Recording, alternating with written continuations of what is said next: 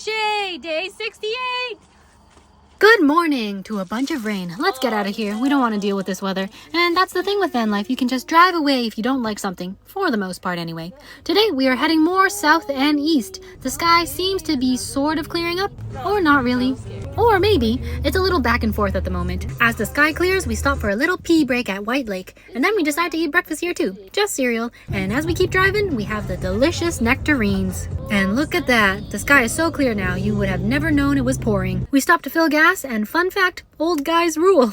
And then we stop at the visitor center of Wawa. While I was peeing, I learned some tidbits of info. Wawa in Ojibwe means wild goose. So that's why there are so many geese thingies here. I like it.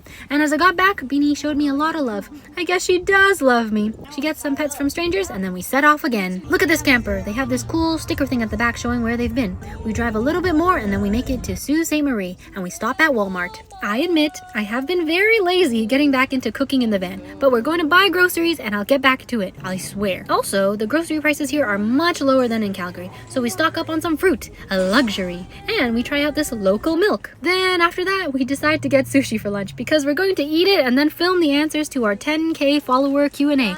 I know, I said I'd get back to cooking, but next time. After we do that, we stop by the gas station to pee before we leave, and look, someone is riding horse and carriage. Cool. We drive a little bit more and then we get to our sleeping spot for the night, a random closed visitor center parking area. Beanie then goes to stretch her legs a bit. She's so speedy and such a big fan of tall grass. We brush her teeth and then set up her little cooling mat.